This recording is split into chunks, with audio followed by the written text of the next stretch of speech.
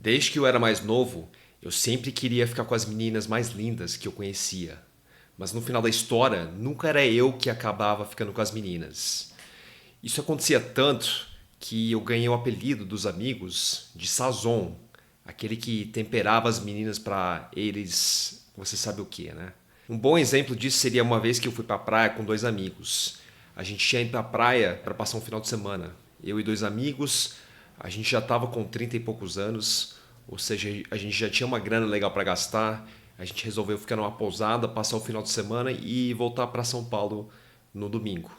Então a gente passou o final de semana bem, a gente curtiu a praia, a gente curtiu restaurantes, a gente curtiu alguns bares à noite e chegou no domingo. Domingo era o dia que a gente ia voltar para São Paulo.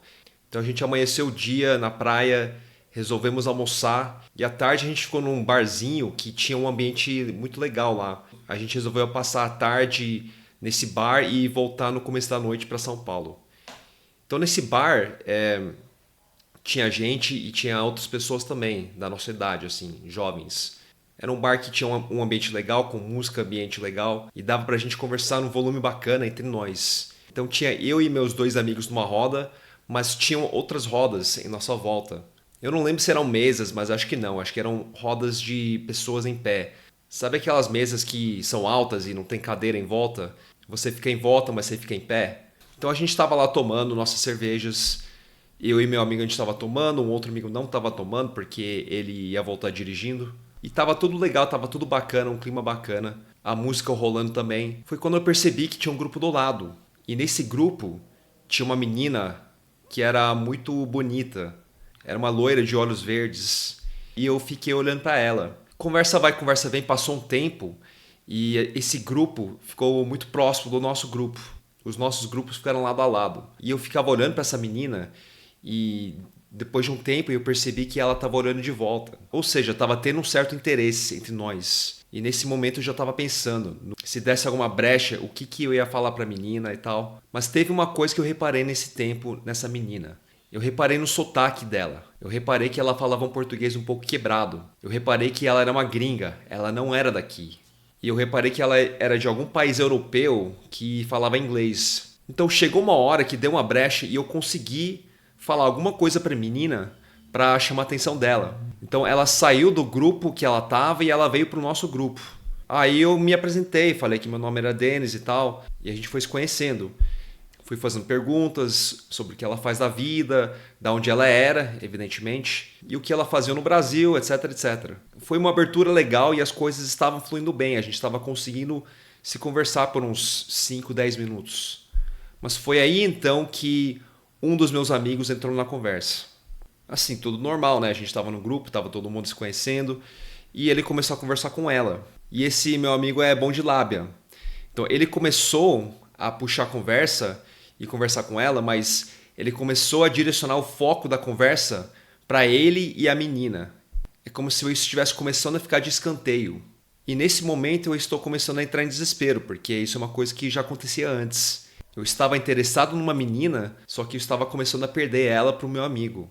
E o meu amigo nem aí, não respeitando a preferência de quem puxou a menina. Às vezes a competição entre homens pode ser um pouco cruel, mas isso faz parte da vida. E no final da história, a menina também morava em São Paulo. E a menina ia voltar para São Paulo no domingo. Só que ela estava sem carona. Foi aí que então o meu amigo sugeriu que ela voltasse com a gente, porque a gente estava em três e tinha um lugar no carro. E ela aceitou. E o resto da tarde eles ficaram conversando entre eles. Eu de vez em quando entrando com alguma pergunta de desesperado, né, querendo correr atrás do prejuízo. E essa energia ficava bem evidente para todo mundo, especialmente para ela. Então no fim, quando a gente ia voltar para São Paulo, ficou o meu amigo dirigindo, eu no banco passageiro e os dois atrás, a essa altura já ficando, já beijando. Resumindo, mais uma vez a frase título desse vídeo.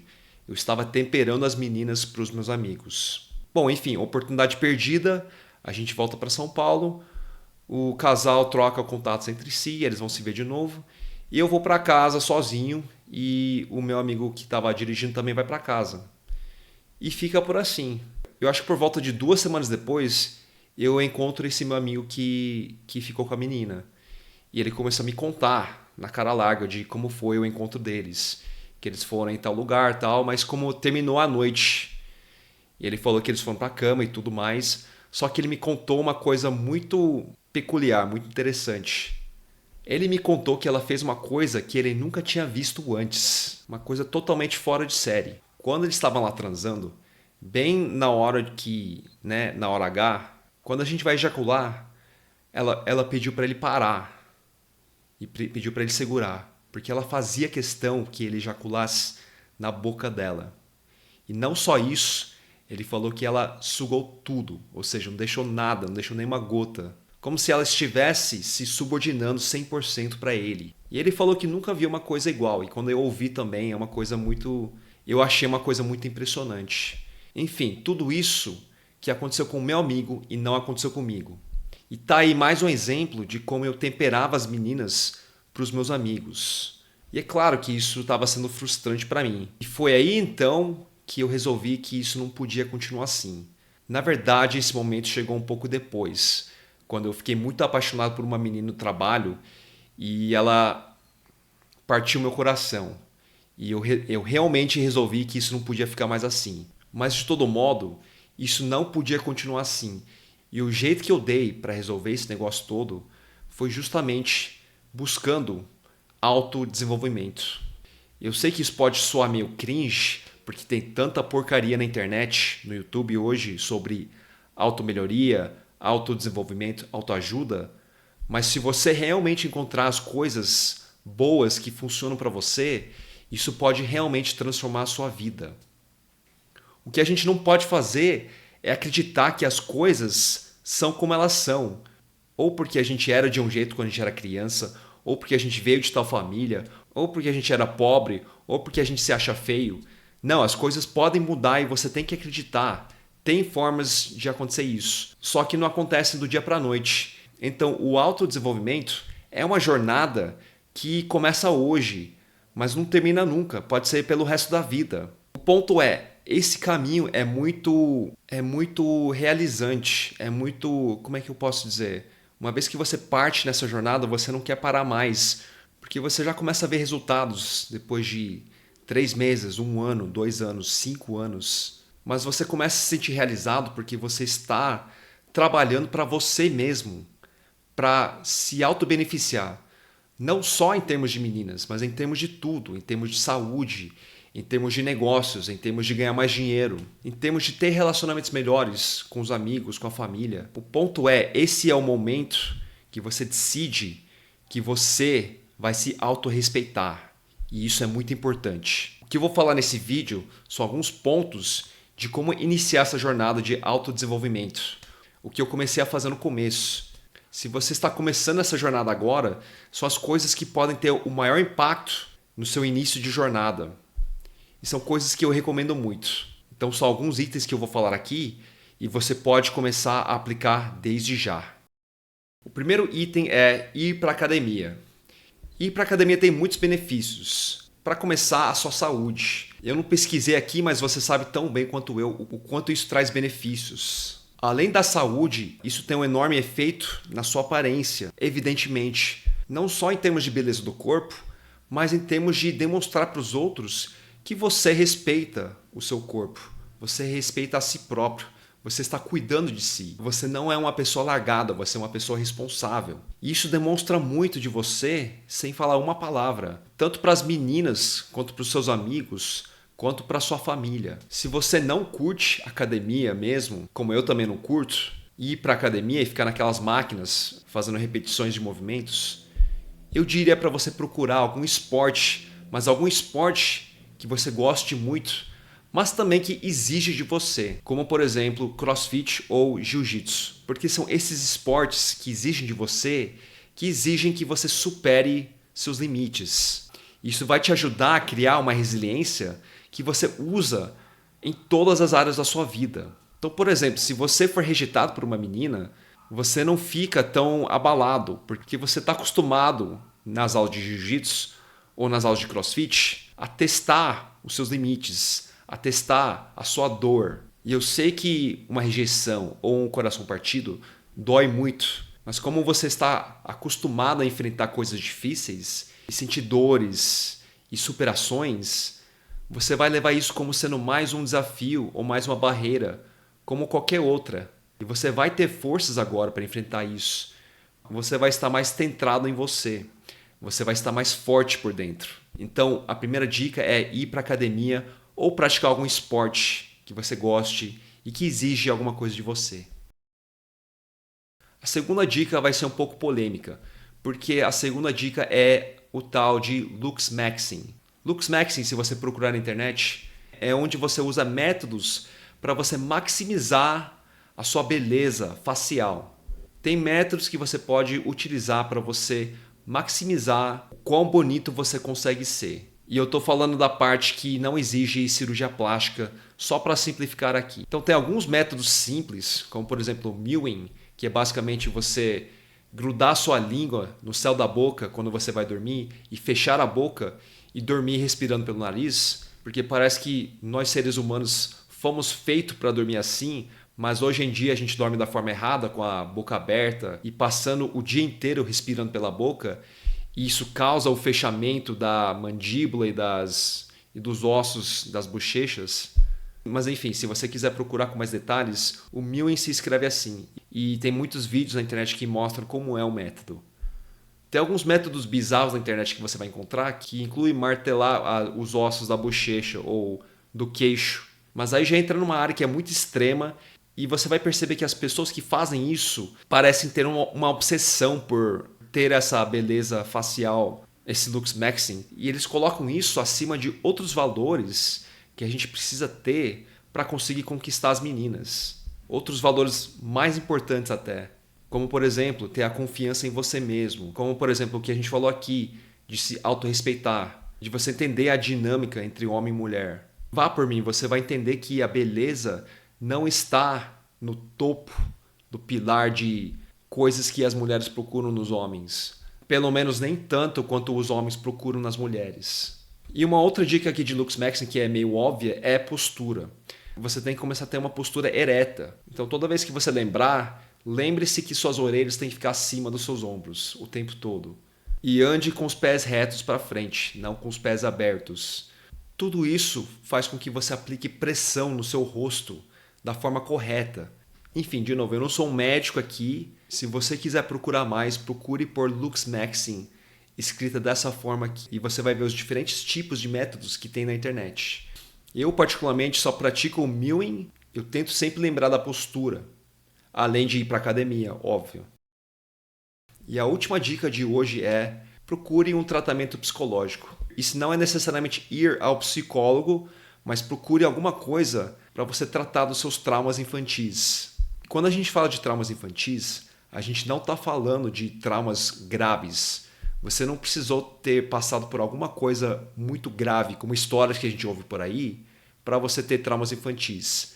Traumas infantis podem ser aquelas coisas simples, como, por exemplo, você ser bulinado na escola. Como, por exemplo, você ter tido episódios onde você passou por muito constrangimento quando você era criança. Tem muitos casos de bullying, não só de amigos, mas dentro da família, dos irmãos mais velhos. Até os nossos pais causavam alguns traumas psicológicos dentro da gente. Todos esses traumas, você pode perceber, criam limitações na nossa vida.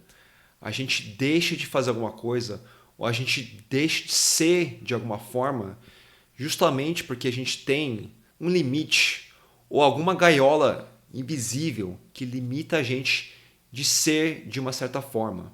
Por exemplo, de vez em quando eu tenho algum trauma social, onde parece que eu não quero sair porque eu estou me sentindo de alguma forma naquele dia. Ou como eu falei para vocês na história, eu sempre me pegava, pelo menos na época, em situações onde eu vi que eu estava perdendo a menina para o cara. Eu sabia que eu ia me sabotar de novo, porque eu já tinha visto isso antes e a história estava se repetindo. Tudo isso mudou quando eu descobri um método de como curar os traumas infantis. Tem alguns livros que falam sobre o assunto e esses livros foram recomendados num curso que eu fiz há 6 anos atrás, que transformou totalmente a minha vida, porque me passou um método que eu podia seguir para curar ou tratar desses traumas infantis. Tudo que eu tivesse de trauma e barreira e limitação na minha vida, eu conseguia curar através de um método de meditação.